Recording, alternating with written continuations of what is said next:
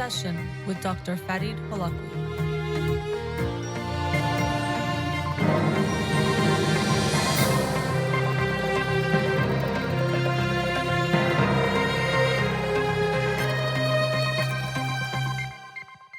Good evening. Welcome to In Session. I'm your host, Dr. Farid Holakouee, and I'll be with you for the next hour here on Radio Hamra. Studio number to call in. Well, I won't be taking calls today because I'm doing Instagram Live for the show as well, but you can call in on the Wednesday show.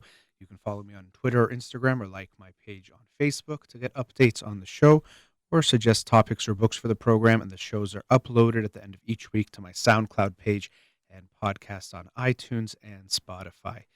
Let me get into the books of the week. The book of the week for this week that I'll talk about on next Monday's show is Attached, the New Science of Adult Attachment and How It Can Help You Find and Keep Love by Amir Levine and Rachel S.F. Heller. So the book is Attached on attachment theory. I'd heard a lot about this book and I'd seen it a bunch of times as a great book describing and giving some new research on attachment theory and how it relates to romantic relationships. So I had bought it actually a few months ago and finally going to get to read it this week. So looking forward to sharing that with you on next Monday's show. The book of the week from this past week that I'll talk about tonight is The Voices Within by Charles Ferneyhoff. The Voices Within, the History and Science of How We Talk to Ourselves. And this was a fascinating book, very interesting. Looking at something which we really take for granted in a lot of ways, which is that we have an inner voice or that we talk to ourselves all the time. And then also how maybe this can go wrong in some people where they can hear voices. And so he talks a lot about that, about hallucinations, which he sometimes prefers the phraseology of voice hearing to make it clear that we're not talking about something so bizarre or something that makes someone sick in some way. And that's something I really appreciated about the book. He mentions Oliver Sacks a few times. And something that Oliver Sacks was known for and that I really appreciated about his writing and his work was that he would talk about individuals who were going through something that we might think of as a little bit bizarre or not typical. But the way he would talk about individuals going through something was very humanizing, making them very human, rather than looking at them as someone odd or crazy or sick the way we might think of it. And so you get that same sense in this book that Charles Ferneyhoff presents voice hearing, what we sometimes call hallucinations or auditory hallucinations, but does so in a way that's very humanizing with respect, very humane. It's not something that makes people crazy or weird. In a way, it's something we all do, but maybe for people who hear voices the way that we talk about it, they might have something slightly off about something that everyone else does, which is usually the case of any type of symptom or mental illness that we talk about. It's something quite natural that's maybe more extreme or not moderated the way that it needs to be. So we all have some level of anxiety, but some people might develop an anxiety disorder. We all experience depression in different ways. Some people might have major depressive disorder, but it's not something that makes someone going through it them, someone who's so different from us. So I really liked that approach and mindset that he had when talking about people who hear voices and how we should think about them and think of studying what they go through and how they can teach us about individuals who are not hearing voices in that way. But the title of the book is The Voices Within, not The Voice Within, which itself is interesting because if we think about it, when we talk in our heads, we might think it's one voice. Even as a therapist, I at times am trying to help people, or I think, let me help someone find that voice within. But really thinking about it with this perspective, you realize we all have multiple voices in our heads. And what that means and how that shows up, I'll talk about some more. And if you think about it, you'll realize you do this. He shares the example of athletes, for example. You might see them get mad at themselves. A tennis player will miss a shot, and then we'll think, why did you do that? Or call themselves a name, or we'll talk about how we'll talk to ourselves in a negative way. Sometimes even coaching yourself. Okay, calm down, calm down. And it's interesting that we do that because you think, well, who's talking to whom? When you say calm down to yourself, are they both you? Is it some internalized voice of someone else, a coach, a parent, a loved one? What does that exactly mean when we talk to ourselves? Something that we all do really every day, practically. And he talks about studies looking at that. But it's really an experience that we almost take for granted because we're doing it all the time, but don't really think of the nuances of what it means. And I'll never know what's going on in your head and vice versa. Part of actually what allows us to communicate, but also miscommunicate. So it's interesting to think about these things, and that's something I left the book with. There was a lot of discussion about research, trying to understand our inner voice and when we speak to ourselves and what's going on. Some of it was very interesting, but a lot of it was more about giving me some perspective and also some things to think about when it comes to this aspect of human experience of talking to ourselves, this inner speech, these voices within. So it wasn't just about answers, but more about trying to understand things better. But he did share a lot of research. For example, something like if you hear someone talk, let's say if you know of an author, and then you're reading their book, or let's say you know a public figure, and then you're reading their autobiography. So it's in their quote unquote voice. If they speak more slowly, you're likely to read it more slowly than if it's someone who speaks more quickly. It has an impact. So, in a way, we internalize, in a way, not just a voice, but a way of being or a way that they speak, which is really interesting. And he shares a lot of other research on individuals who hear voices, those who have schizophrenia, and it also should be mentioned that not everyone that hears voices is diagnosable or can be diagnosed with schizophrenia. First of all, people with post-traumatic stress disorder, with bipolar disorder, or also even with depression can develop hearing voices, but also people who are not necessarily going to be diagnosed with some type of mental illness have different experiences with their the internal voices that we hear and experience. So again, it's recognizing that it's not something that just some people go through and everyone else is quote unquote normal, but that we all experience these things to different degrees, which is interesting. So thinking about this book, it made me realize all the psychological theories that talk about, in a way, having these different voices within us. For example, the book "I'm Okay, You're Okay" by Thomas Harris, and this whole field of transactional analysis, where you have a parent, an adult, and a child that we all have within us. In some ways, it makes sense when you think of this way of looking at a human being. For example, sometimes you want to do something fun that maybe doesn't have the best consequences, and we might think that's the child who is operating, but then another voice in your head might be the parent trying to punish you for wanting to do that thing. And then you might have this adult who's a little bit more balanced who can look at the whole process and make a decision, or hopefully that's where we're operating from. We've all experienced these things where you realize part of you wants to, let's say, do something, and part of you does not. Or one aspect of ourself thinks, let me do this. Another aspect says, well, let me prolong this gratification because I want to get some kind of benefit. And it, of course, brings up this Walt Whitman poem where he says, I am large, I contain multitudes. So he says, do I contradict myself? Very well, then, I contradict myself. I am large, I contain multitudes. And so we each contain multitudes. It's an interesting question. We say, "Who am I?" Trying to find our identity. When you really can recognize that we all have various aspects of ourselves, it's quite complicated to say, "Who am I?" and have one singular answer. It's not really very clear. So I think it's very interesting, and this book made me recognize that. And even in therapy, sometimes you might tell a client, "It seems like one part of you wants to do this, and another part of you wants to do that." Or you feel this and another part of you feels that. And so we have these multiple aspects of our self, of our personality.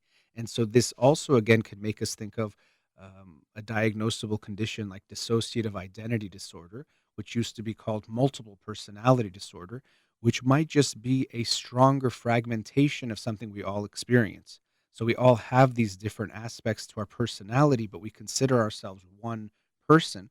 But an individual with dissociative identity disorder, these different identities have splintered off so much into different components that are so disconnected from each other that it can feel like they have multiple personalities or that their identity has completely dissociated. So it's not one cohesive, integrated self. And so this is something that we often recognize as a goal in mental health or in psychology as a therapist is to try to help someone integrate the different aspects of themselves. And so it's quite interesting hearing it in this perspective that we have these different voices. So it was really a fascinating book. I highly recommend it. Again, it's called The Voices Within by Charles Ferneyhoff, looking at our self talk and what it means. Another interesting theory when we're trying to understand people who hear voices is that maybe it's this natural self talk that we have. And let me take a step back. He focuses a lot in the book on what he'll call dialogic self talk or inner speech, which is sometimes we have these dialogues inside our heads. It's not just a thought process of one person thinking. You might actually have these back and forths. You might ask yourself, well, why did that happen? I don't know. Or you might think, I don't want to do that. Or why would you want to do that? And you might even answer and respond to yourself. So we all can have those kinds of conversations. But he brings up that some people who hear voices, they might have some issues where they don't recognize that the voice is happening within their own head. So they hear this voice in their head, and because they don't realize they've thought it themselves or they've somehow generated it, they assume it's coming somehow from the outside. And this reminded me of some studies I'd read before, or was in another book, research they'd done on people who have schizophrenia trying to tickle themselves. And so, usually, if you tickle yourself, you won't laugh because a part of what makes you laugh when someone tickles you is the unpredictability of what they're going to do. But when you try to tickle yourself, your brain recognizes what actions it's taking, so you don't get that same sensation. But they found that with individuals who do have um, schizophrenia, they actually could laugh when they would tickle themselves. And this is also showing up in other ways when we look at hearing voices, that it seems that there's parts of their brain or parts of their way of processing things might not be able to recognize this me and other kind of experience as well, or to recognize what their own brain and what they themselves are doing, so that when they, let's say, hear that voice, you might think, oh, that's from my own head. They don't recognize it as coming from them. And so they assume it must be coming from someone else because they hear the voice very clearly, just like you might in your own head, but not recognizing where it's coming from makes them think it must be from some outside source. And so they might misunderstand in a way what's going on. And because of that, think that they're hearing some kind of voice, something that we all do, but in a way, a misattribution rather than recognizing it's within their own head. And they can't understand if if you felt something on your arm, but you didn't realize you were touching your own arm, you might assume someone is touching you. Actually, it reminds me of a funny story of a friend of ours who his arm fell asleep while he was sleeping, and he woke up and felt a hand on his face and thought someone was attacking him. And he says it in a very funny way. But the moral of the story for what we're talking about right now is that sometimes if you have a sensation and you can't understand that it's coming from yourself, you're going to assume it's coming from an outside source. So it gives us some perspective or insight into individuals who might be hearing voices, that they are not, somehow doing something weird or crazy, but it might be something we all do, but just this one aspect of not being able to recognize that this is coming from me makes it so they think it's coming from somewhere else. And so, again, this book does a great job of humanizing the experiences of some people that sometimes get dehumanized. People with schizophrenia, even I can say as a uh, uh, psychologist, when you hear schizophrenia, it brings up these images or thoughts of someone who's severely mentally ill, who can't be cured or helped really that much. Maybe the medication can help in a little way, but not completely if they're severely ill, but you have these judgments that you make. And so it was good for me also in reading this book to recognize that I myself have internalized these judgments about people who have schizophrenia or who hear voices. Even we kind of joke about things like this. Okay, if you're hearing voices, that's a problem. Or if you, um, you know, are hearing voices, it means you're crazy. If you're hearing voices, it means you're dangerous. All these kinds of things, and that's not true. Actually, people who have uh, severe mental illnesses, like let's say schizophrenia, they tend to be more likely the victim of a violent crime than to be violent themselves. But we've internalized these judgments about the person who is hearing voices and is going to come hurt other people. And that's very much the exception rather than the rule. So, something important to keep in mind. Now, we also can internalize people into our lives too. So if you're surrounded by people who give you a lot of love and positive reinforcement, it's more likely this wasn't exactly addressed in the book, but we know that that's more likely going to affect the way you talk to yourself. And similarly, if you're around people who are always critical, abusive, telling you you're not good enough, you're very likely to internalize those voices too. And you see this very often. So I see this with my clients that you'll see that the way that their parents talk to them is the same way that now they talk to themselves, unfortunately, because especially if it's negative, they carry that negative voice with them. And so I think it was on last week's show on Wednesday, I was talking about how as a parent, you want to be very aware of what you say to your kids because imagine however you're talking to them and whatever you're saying to them, that might be essentially played on repeat for the rest of their lives. So, what type of voice, what tone, what attitude would you like for your kids to internalize as their own inner voice? And you have a lot of influence and effect on what kind of voice they're going to have and carry with them going forward. So, that's something important to keep in mind. But, the book, it's just very fascinating looking at even writers, authors. What do they do? Sometimes they'll describe the process that it's like their characters start speaking to them and they're just listening, and writing down what the character is saying, not so much that they're creating it. They're tapping into something. In my mind, that's somehow a part of the unconscious that's getting tapped into, but it's something interesting to hear different authors of fiction talk about how they might even capture a conversation between the different characters, and then now they just write that conversation rather than just creatively thinking about what they're going to say and things like that. So the book looks at different aspects of our self-talk, our inner speech. It does a great job of making you think about it in different ways, giving you some perspective, and again, making us recognize that when we think of someone who hears voices as so different from us, again, a us and a them, maybe that distinction is not so strong. Or maybe it's just someone who is like everyone, but has something that's slightly different, just like we all have some differences, but doesn't mean they're somehow worse or less than in any way. And we want to be aware of the judgments we might have. So that was The Voices Within by Charles Ferneyhoff. Let's go to a commercial break. We'll be right back.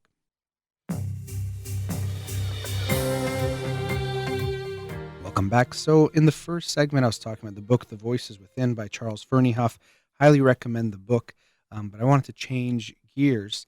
And, recently, and in this show, I've always talked a lot about things like racism and different types of prejudice, different groups who are treated poorly, oppressed, and different types of prejudices, whether it's sexism, heterosexism, racism, and also it could be against, of course, religion and whatever else it might be. Something that I've seen in the news more, and you've probably seen it as well, is related to a rise in anti-Semitism, prejudice against people who are Jewish. And it's been sad to see some people making comments and very proudly saying them.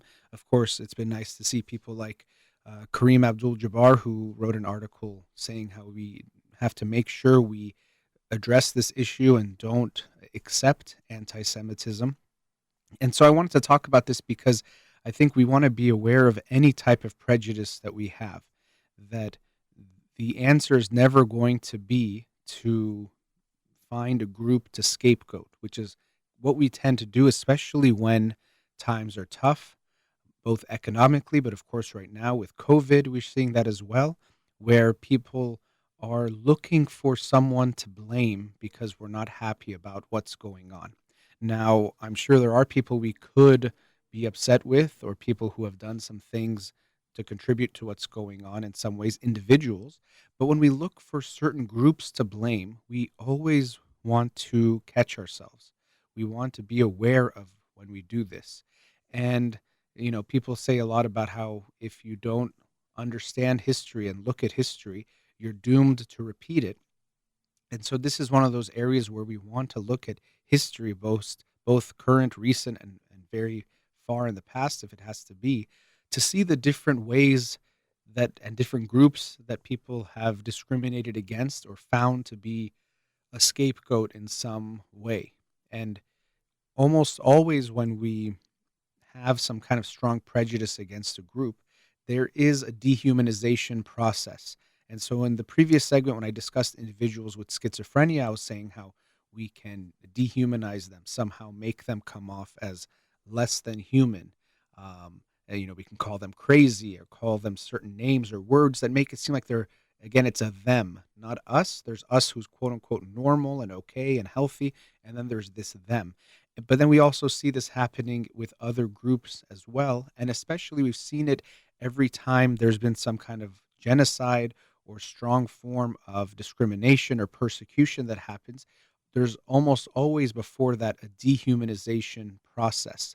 So if you look at any genocide that's happened in the world, very often before that, you'll see that there's propaganda that is promoting that this group is somehow less human than others, whether it's depicting them as animals. That's a very common way, whether it's rats or spiders or something, lizards or whatever it is, there's some way that will dehumanize the group, or even saying they're robotic, they're not even human, they don't have feelings, or showing them as these rageful beasts that are not even human.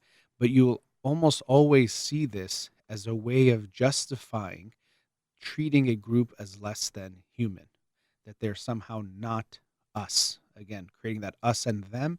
And not only that they're different, but they're worse and they don't even deserve to be treated well. Because if you are able to depict a group as being less than human, well, then you can treat them as less than human. You can uh, hurt them, kill them, abuse them. It doesn't really matter because you're saying if they are so bad and they're so less than human, then who cares what we do to them? And this is what we've seen throughout history. When you say a group is less than human, if you say they're animals, they're rats, they're doing something to hurt the society, then the answer quickly becomes, well, we have to even get rid of this group, exterminate this group. And that's what we see happening.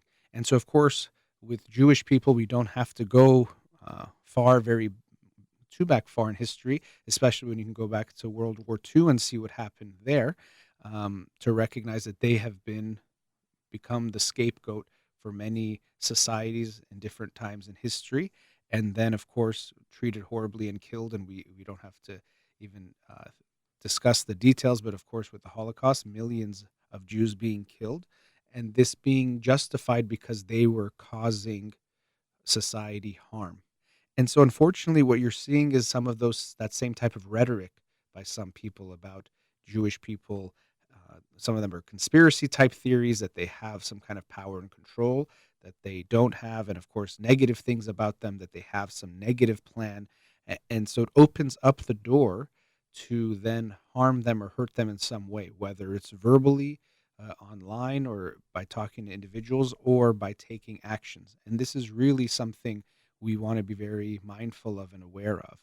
And so, if I'm speaking out against things like racism against Black Americans, which I think, of course, is still very prevalent and why we need to keep talking about it, when I see this rise in anti Semitism, it was concerning me. It made me upset, and I wanted to make sure I spoke about that too. That we can't be silent about injustice towards any group, or when we see any group being painted as the quote unquote bad guys or bad girls or the ones that are causing problem, we want to make sure we speak out about it, that it's not acceptable, it's not okay that we allow these things to happen.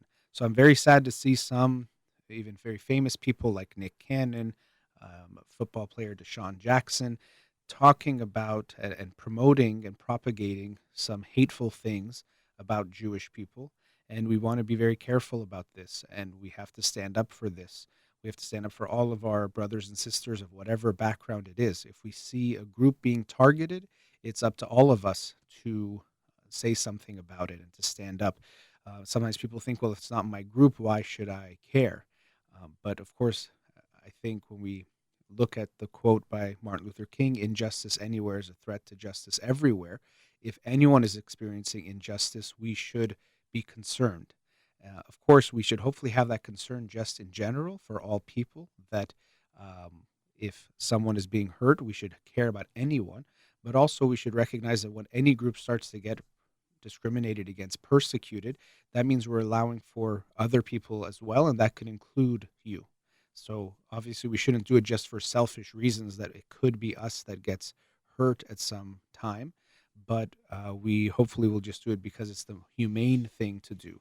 That as a society, we cannot accept that certain groups are going to be targeted in some way. So we want to be in a way almost allergic, have a reaction to when we see that. And I'm reminded of the book that I talked about a few weeks ago, How to Be an Anti-Racist by Ibram X. Kendi, that it's not enough just to say you yourself are not racist, or you yourself are not sexist, or you yourself are not promoting some kind of prejudice. If you're not doing anything against the prejudice, that should be concerning to you. If you were just allowing it to happen and saying, well, I don't want to say anything because for whatever reason, you're not sure how it's going to be responded to or how people will react to it, you should consider yourself as part of the problem. You're contributing to what is going on by your silence. So you can't be non-racist, you have to be anti-racist, meaning that you're actively fighting against it in some way or actively promoting things that create positive change. And so whatever group we're talking about, we want to make sure we stand up. And so I'm happy to see some people who are both, of course, in the celebrities and those types of people, of course, but also just individuals who are putting comments out there about the concern they have for this rise in anti-Semitism. And as I mentioned before, when things start to get tough, we always see this. If there's an economic downturn, people are looking for scapegoats. Whose fault is it? Who's the cause of what I'm going through that isn't good? And usually it's not just one group of people that has caused it. And usually it's things that might feel different from us, like immigrants or people who look different from the majority, are almost always the target of these kinds of things. So right now, with the economic downturn and coronavirus, of course, those things are interrelated. We want to be even more on the lookout that people are looking for groups of people to blame. And unfortunately, politicians very often will use this because fear works very well to motivate people to vote. Fear is a very strong emotion. And if you get people scared of a certain group and make them feel like those people are the bad guys, well, then they will, of course, vote against them in some way, but even take actions. And so we see that when there's more rhetoric, when people are talking more in hateful ways about certain groups, we almost always see a rise in crime against those people as well, which is very concerning. This is why when I, for example, talk about LGBTQ rights or talk about individuals who are trans who are still experiencing higher levels of violence against them, it's very important for us to speak out about this, to change the conversations that surround people of whatever group we're talking about. But in this case, if I'm mentioning individuals who are trans, because when we don't talk or if we allow for negative talk to continue, it leads to negative actions towards these individuals. And that's very concerning and scary. So we've seen rises in crimes against Jewish people related to people talking more about these types of things in a negative way, promoting these negative stereotypes, these negative fake stories about conspiracies, about a certain group of people, which I won't even get into. And we have to be countering these things. So that's why I wanted to make sure I talked about that today. That if you are seeing these comments against people who are Jewish or conspiracies, we have to stand with them or stand with us. We're all together in this. Whether or not you are Jewish, you should not be tolerant of anything against a certain group of people. We all have to stand for one another. It's not acceptable to just blame a certain group or to judge a certain group as less than human or as less than in any way. That's not something that we should tolerate. And so, as soon as we see it, we should say something about it, whatever that group of people is. I also, will soon do a book again on individuals, for example, with disabilities who still don't get treated with enough respect in this country and around the world as well. And so I try to be aware, and I'm going to miss injustices all the time. Unfortunately, there is not a shortage of injustice in this world. There's not a shortage of prejudice and discrimination in this world. But we have to be on the lookout. It is up to all of us to be mindful and aware of the different trends and things that are going on in society where certain groups and certain individuals are being treated as less than in some way or are being talked about in some negative way. So I just wanted to mention that and have a segment today about that topic. I see some people making comments on Instagram as well about this, and I've seen people messaging about this as well, and I'm happy to hear that. But we want to make sure that our response, that we have an outrage whenever we see some type of prejudice or discrimination against any group. I'm hoping that there will be an outrage, and there is some already, about the anti-Semitism that unfortunately is on the rise. But hopefully we can be anti-Semitism, just like we're anti-racist, to make sure that we are fighting for everyone, for all the injustices, and we make sure we don't ignore whatever we can see and whatever we can do to help. We make sure we do that. So let's go into our last commercial break. We'll be right back.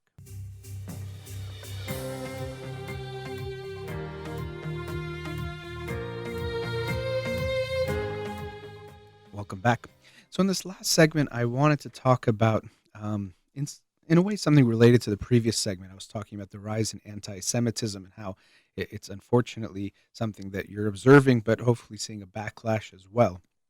And this is a different topic, but it's related to statues and monuments, something that right now I'm seeing a little bit less in the news, but it seems to be coming up often. This idea of, should we take down certain monuments that, because the person, it turns out, has, let's say, we find out that they're representing something bad, or they always did represent something bad, and people don't want to accept it.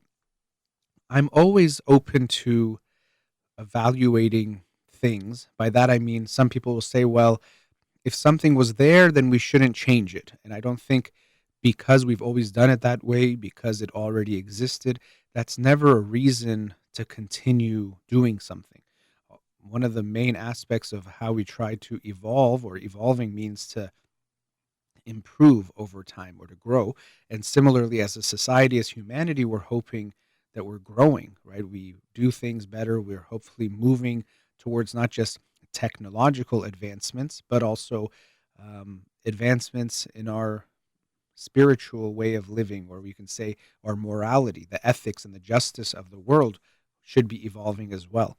So we should look at everything that's going on. And if something is unjust, if something is not good, if we used to do it some way, but we realize we shouldn't, then absolutely change is the only option in that way. We have to be looking for what the progress is. So just because they were there, I don't want us to think that's enough.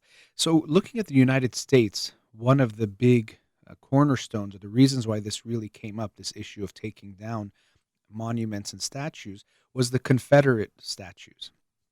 And when it comes to the Confederate statues, I'm very much in favor of taking them all down, because we have to look at, what does the Confederacy stand for? And the Confederacy, some people say, oh, it's our history. And so that's one aspect that I'll talk about. But it's not just about if it's our history, it's about what it represents. So in the United States, the Civil War, which took place in about 1861 to 1865, I believe, was a war that was essentially about the South wanting to secede, become its own country, because it wanted to maintain slavery, because slavery was so important for its economy.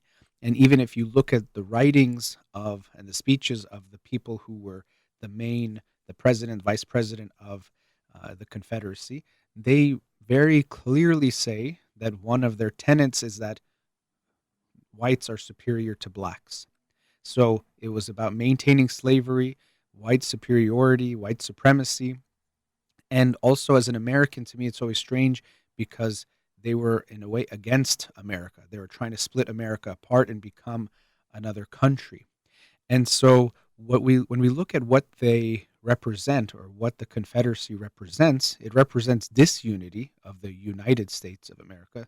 We even have United in our name, and it also is a part of expressing wanting to maintain the institution of slavery, which is, of course, something that I would hope all people, not just Americans, but all people are against anyone being a slave. No one should be. Of course, it's not even speakable to say someone should be the property of someone else. So, of course not. So, when we look at what the Confederacy represents to most people, it's these negative and horrible aspects or history of America.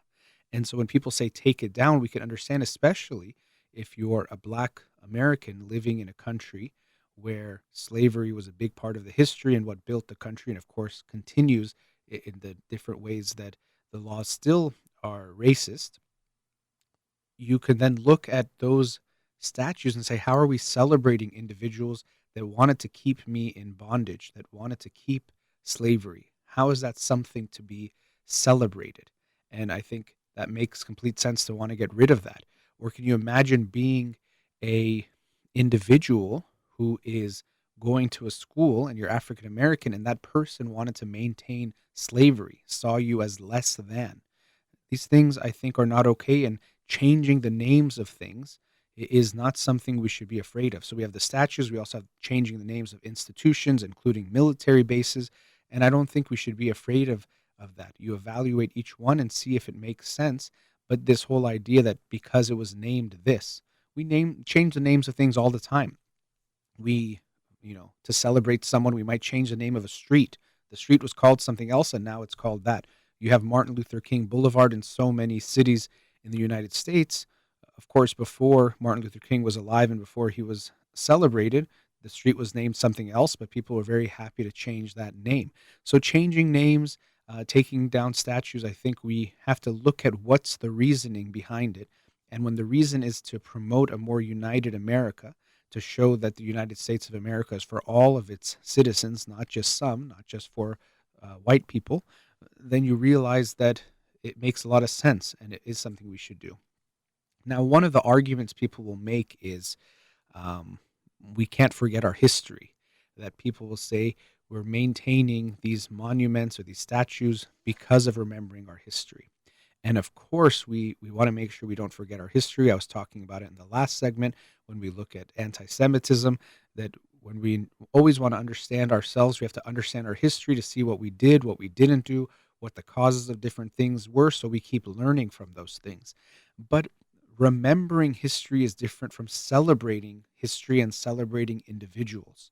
If you go to Germany, they don't forget the Holocaust and they don't forget Hitler, but you don't see Hitler statues and monuments celebrating him.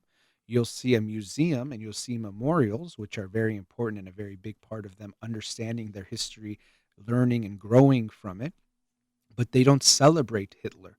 So an example would be is if for Iranians, imagine if you went back to Iran. I know a lot of people want, let's say, change and for things to be changed.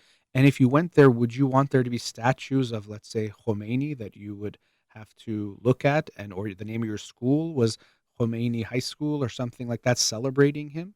I don't think you would want to remember that person in that way. If you're someone who has certain mindset about Iran, you would not want to forget what happened. You would definitely remember it, but you wouldn't want to have statues and monuments celebrating that person. So similarly, in the United States, we have to look at what did these individuals do and what did they stand for. So if someone stood for promoting slavery and what they're remembered for is being on the Confederate side of things when it came to the Civil War, we want to think of what that's representing. How American is that? Now, I know I was saying just because something existed, that doesn't mean it should stay that way. But even if we look at these Confederate statues, they didn't come up around the Civil War, they showed up most often way later, clearly as a symbol to Black Americans who now had their freedom as far as not being slaves, but to let them know, don't think we've forgotten or don't think that, things are somehow equal or things are okay. It was clearly a symbol of continuing racism and racist policies and letting people know that this is still not your country, it's still our country. So they're symbols of hate, they're symbols of racism, and that's why people want them taken down. Now, of course, this conversation of let's take down the Confederate statues has also opened up conversations about, well, should we take down all these other people's statues? A lot of course, the founding fathers, they owned slaves, Thomas Jefferson, for example. And so it does bring up these questions of who should we honor? And I think this brings up it's a lot more gray area, I think, with certain individuals. We want to always look at who they were, what they represented. If you go far enough back in history, everyone will probably not live up to our standards morally now in a variety of factors. And if people look at us now, if they look at me now, 100 years from now, there might be things or I'm sure there's things that I'm not aware of as injustices or things that I continue to perpetuate without realizing they were something unjust. And they might not like how I'm thinking and how most of us are thinking in today's day and age. So we want to be aware of those things. It actually makes me think that rather than having statues and monuments to individuals, we shouldn't do that at all. We can have statues or monuments or something to celebrate some kind of movement or some kind of achievement, but I think we should think about, should we even have a statue that celebrates a person?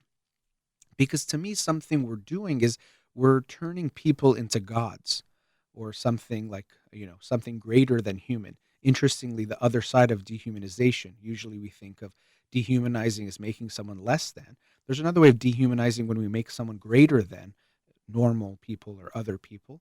But I think this is a problem when we make people into gods. And we do it, of course, with historical figures, but we also do it with people who are living in different ways. We turn celebrities, athletes, certain other individuals into people who are greater than everyone else in too extreme a way. So I think it's important to recognize the good things that people do, recognize movements and positive things that happen in history, but we really do want to consider how we are celebrating people and if we're doing something really good for us to turn them into a god. Because whoever you look at, any individual in history, if we were to know every single bad thing and the worst thing that they've done, maybe then we would say, well, that person shouldn't have a statue either. Because when we make them a statue, we're saying they're like a saint, they're a god who's never done anything wrong, which is not true of anyone. So I think we should maybe reconsider even how we have things like statues and monuments. Why do we need them at all? Why do we need to have a statue that makes one person so much greater than everyone else? We could admire the good things that people have done. So you can say, here is so and so, or the movement towards the woman's right to vote in the United States. But maybe should we have one person as the only representative of that?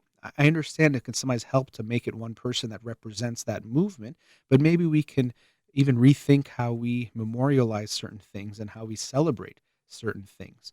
And so I think this came to me when I was thinking about how we reflect on some of these statues of people from several hundred years ago, who, of course, have done some things that in today's eyes are completely unacceptable. Of course, I was just talking about how horrible slavery is, so of course we can't tolerate that. But if it was more the norm back then, how do we evaluate that? How do we evaluate them now with these standards when they lived in a different time? It is a bit challenging and complicated. And even if it wasn't about something, of course, as horrific as owning slaves, anyone that we try to celebrate has made mistakes. If we look at the worst thing they've done, it's probably something that is not okay. And so when we're creating these statues and monuments to people from the past, it's very easy that we can dig up some things about them that are not okay. And it might make us think about maybe we shouldn't have statues of these individuals at all. Why do they have to be created into a godlike figure? Everyone is human beings. They've maybe done some great things. We should definitely recognize them and think about them, but we don't want to make it into that whole person was a perfect person. That person was a god. And also we want to think of when we do that today. People in our society, we elevate them into a godlike form. We make them no longer human. Again, like I said, athletes, celebrities, other individuals. And I think this is something we should be concerned about. Everyone is a human being. All people can do good and bad things. When they do good things, we can recognize it, we can acknowledge it, we can even celebrate it. But it doesn't turn that person into a god. This conversation also came up. I was on a family Zoom this weekend. We were talking about things like competition, but we mentioned like the coronavirus vaccine and how people are competing. And of course, they're competing because financially you probably can get a lot of money. Your name will get recognized. And of course, I'm sure they also want to save lives and help people. There can be various motivations that people have. But sometimes what happens in these types of situations is if someone finds that the cure or finds the vaccine, it becomes them. Their name gets put on everything, and they might get all the credit. But this usually is not a reality of the situation where really what's happening is that they're building on the science of many people. They're probably working in a group. So, in a way, thousands of people have contributed to developing that vaccine, if not more. And so, the way we remember these things, I think, is important rather than just thinking of these gods of history, of science, or whatever the field is. We should recognize that many people have contributed to whatever is going on. So when we think of the vaccine when it's developed, rather than it being about one person, it's not going to be about one person. And even there's some people who are right about how a lot of times this mindset we have of like the individual genius that has come up with something usually is not the case. It's always almost always more of a collaborative type process. But I do have to wrap up because I'm out of time, but I wanted to just mention some things about the statues and monuments and some of my thoughts on that. But that brings us to the end of tonight's show. As always, thank you to Amir here in the studio. You've been listening to In Session with Dr. Farid Holakouee. Have a wonderful night.